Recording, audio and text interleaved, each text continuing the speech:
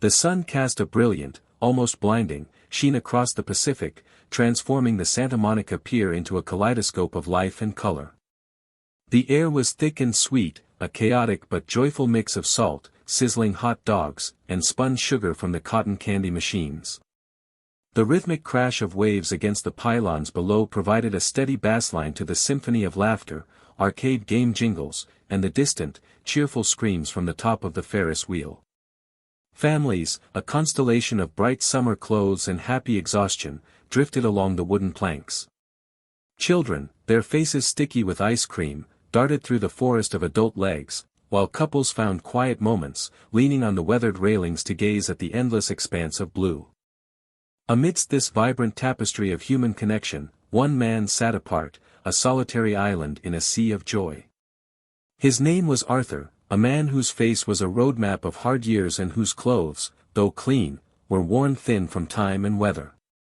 He sat on a folded piece of cardboard near the carousel, his back against a thick wooden post, trying to make himself as small and invisible as possible. In his lap rested a tattered sketchbook and a pencil worn down to a nub.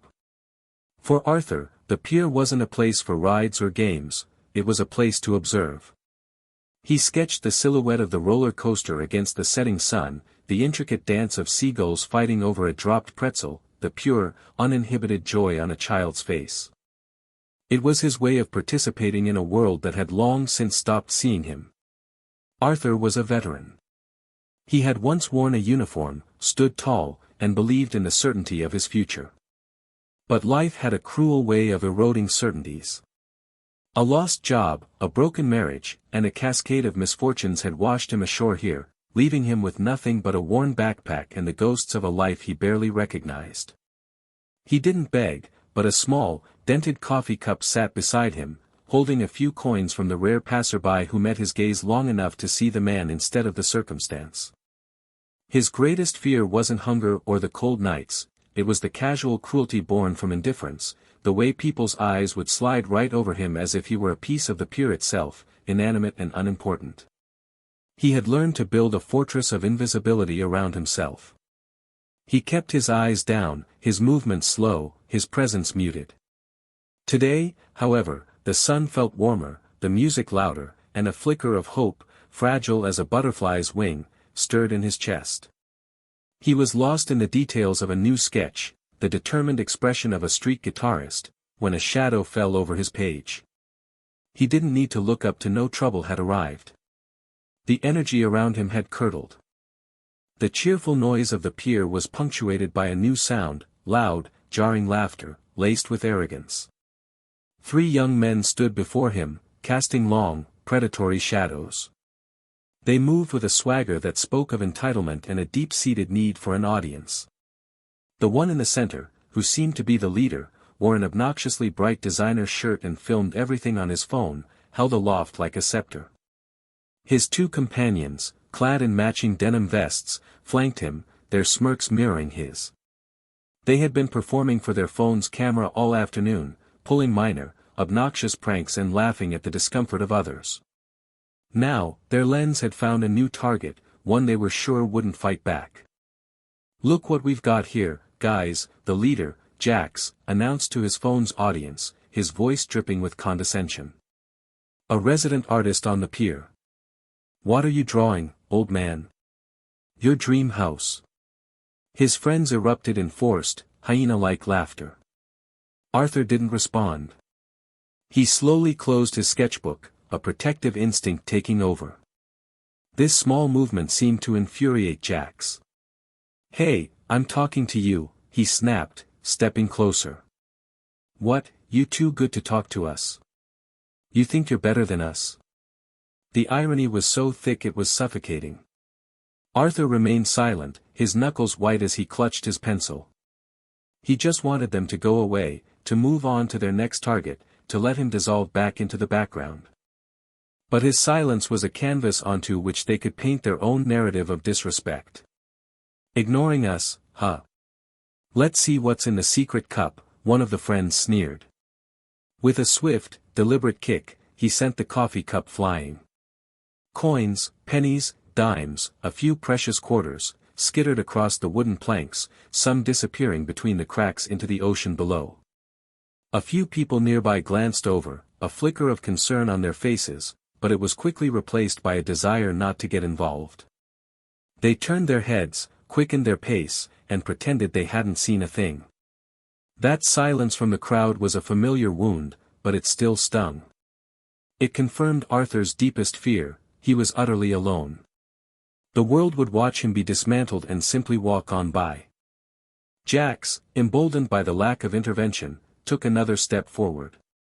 His eyes fell on the sketchbook in Arthur's hands. "Oh, the artist is protecting his masterpiece," he mocked. "Let's see what's so important."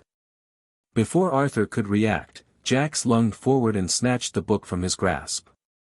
He held it up triumphantly for his phone. "Let's review the portfolio," he declared. He flipped through the pages, his laughter growing more derisive with each one. He showed the sketches of the birds, the waves, the children. "Wow, seagulls. So deep. Look at this," he drew the Ferris wheel. "What a visionary." Each word was a physical blow. Those pages held the last remnants of Arthur's soul, the proof that he could still see beauty in a world that had shown him so little of it. "You know what this is?" Jack said, his tone turning sharp and cruel. "This is trash. Just like you. Get a job, you bum." And with a final, theatrical flourish for his audience, he threw the sketchbook to the ground. It landed with a soft thud right in a puddle left over from a spilled soda. The cheap paper began to instantly warp and darken, the pencil lines blurring into gray smudges. The drawing of the guitarist, his passion-filled face, dissolved into an unrecognizable stain. A gasp escaped Arthur's lips, a sound of pure anguish. He stared at the ruined book, his fortress of invisibility shattered, leaving him exposed and raw. The bullies laughed, a harsh, grating sound that cut through the cheerful Pier atmosphere. They high-fived, basking in their pathetic victory. They had crushed something, and it had made them feel powerful. Arthur's heart didn't just sink, it felt like it had been ripped from his chest and stomped into the sticky planks of the boardwalk alongside his drawings. But then, a new sound began to permeate the air. It started as a low, distant hum, a vibration felt more than heard, a tremor in the soles of the shoes of the crowd. It was a sound that didn't belong to the Pier's usual soundtrack. The bullies' laughter faltered.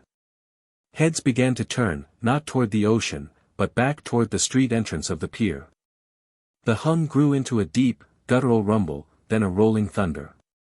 It was the sound of dozens of engines firing in unison, a powerful, mechanical heartbeat that seemed to shake the very foundations of the Pier. One by one, then in a flood, motorcycles appeared, a river of polished chrome and dark steel flowing onto the boardwalk. They were a legion, their headlights cutting through the bright afternoon sun. They came in numbers that defied belief, 50, 80, maybe 100 or more. They moved with a disciplined purpose, parking their bikes in a long, formidable line that effectively blocked the Pier's main thoroughfare. The engines cut out, and a sudden, heavy silence descended, broken only by the distant cry of the gulls. Then came the sound of boots. Heavy, leather boots hitting the wooden planks in a slow, deliberate rhythm. A sea of men and women, clad in black leather vests adorned with intricate patches, dismounted and began to walk toward the commotion. They were of all ages, their faces weathered and grim, their eyes holding a quiet intensity. Tattoos snaked up their arms and necks, telling stories of roads traveled and lines crossed. They moved not as a mob, but as an army, a single, unified entity with an unspoken purpose. The swaggering bravado of Jax and his friends evaporated like morning mist. The color drained from their faces.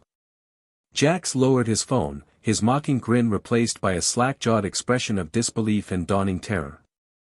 His eyes darted around, searching for an escape route, but the bikers were fanning out, their sheer numbers creating an intimidating, inescapable perimeter. The once indifferent crowd was now a captivated audience. Everyone was frozen in place, their phones now raised not to record a prank, but to document the arrival of this silent, leather-clad cavalry. The pier no longer felt like a place of amusement, it felt like a stage, and the final act was about to begin. At the head of the formation was a man who seemed carved from mountain granite. He was tall and broad-shouldered, with a long, silver beard braided with small metal rings. His face was a mask of controlled fury, but his eyes, deep-set and intelligent, held a calm, unwavering focus. He didn't rush. He walked with a steady, unhurried pace directly toward the three young men. He stopped a few feet from Jack's, close enough for the bully to smell the leather and road dust on his vest. He didn't speak. He simply folded his thick, tattooed arms across his chest and stared. That stare was more powerful than any threat. It was a look that stripped Jack's of all his bluster, that saw right through his pathetic need for attention and judged him for the coward he was. Behind their leader, the rest of the bikers formed a silent, solid wall. They didn't surround the bullies, they surrounded Arthur. They created a protective circle around him, a living shield of leather and denim that separated him from his tormentors and the world that had ignored his plight. They stood with their backs to Arthur, facing outward, a clear and unmistakable message to everyone on the pier: this man is protected. Jax and his friends began to shuffle backward, stumbling over their own feet. They were insects under a magnifying glass, their cruelty exposed and incinerated by the silent judgment of this formidable group. No one laid a hand on them. No one uttered a single word. They didn't have to. The collective power of their presence, their silent, unified condemnation, was more terrifying than any physical violence. Arthur watched, his breath caught in his throat. He had spent years feeling invisible, a ghost haunting the edges of society. Now, he was the center of an unbreakable circle of guardians.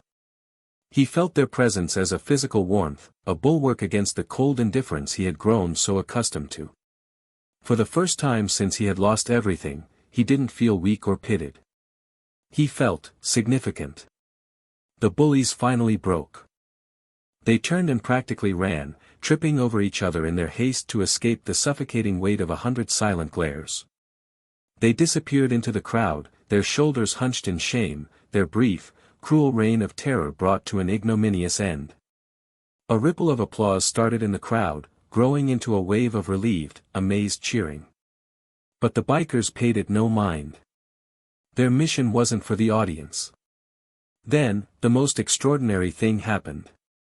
The leader, the mountain of a man with the silver beard, turned around. He slowly walked toward Arthur, his heavy boots making soft thuds on the wood. He knelt down, a difficult, deliberate motion for a man his size, so that he was eye level with Arthur. The stern, furious mask on his face melted away, replaced by an expression of profound empathy and kindness. "You're safe now, brother," he said. His voice was a low, gravelly rumble, but it was filled with a gentleness that brought immediate tears to Arthur's eyes. Arthur looked closer at the man's vest. Among the club patches was a small, unassuming one, a flag with the insignia of the very same military division he had served in decades ago. The word "brother" wasn't just a casual kindness, it was a recognition. Arthur could only nod, a sob caught in his throat. The tears he had held back for years finally broke free, streaming down his weathered cheeks. They weren't tears of sadness or self-pity, but of overwhelming, gut-wrenching relief. He had been seen. One of the female bikers, a woman with kind eyes and a long, dark braid, stepped forward. She carefully picked up the ruined sketchbook from the puddle. She didn't treat it like trash.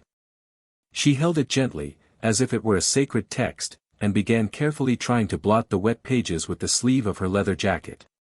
Another biker wordlessly handed Arthur a bottle of cold water. Others simply rested a hand on his shoulder, a silent gesture of solidarity that spoke volumes. They didn't see a bum. They didn't see a charity case. They saw a fellow human being, a veteran, a brother who had been wronged. They saw Arthur. The moment seemed to stretch, suspended in the golden afternoon light. The Ferris wheel continued its lazy spin, the ocean whispered against the shore, and on that sunny California pier, a story of casual cruelty was rewritten into an epic of profound compassion by an army of unlikely angels. In the days that followed, the story exploded. The videos, taken from a dozen different angles, went viral. But it wasn't Jax's cruel prank that captured the world's attention, it was the silent, powerful arrival of the bikers. It was the image of the massive, bearded leader kneeling in respect. It was the tender way the woman tried to save the ruined sketchbook. The footage became a symbol, a powerful counter-narrative to the endless stream of negativity online. The comments section of the videos became a global forum on kindness. People from all over the world shared their own experiences, of being bullied, of being ignored, and of the rare, beautiful moments when a stranger stepped in. The story ceased to be just about Arthur. It became a catalyst, a reminder that courage isn't always about shouting the loudest, but sometimes, it's about standing silently, in solidarity, against the noise of cruelty. The phrase, "kindness protects," began to trend, typed out by thousands of people who saw the video and felt a renewed sense of hope. It became more than just words, it was a promise, a challenge to a world that too often looks away, a declaration that the best of humanity is found when we refuse to let anyone stand alone.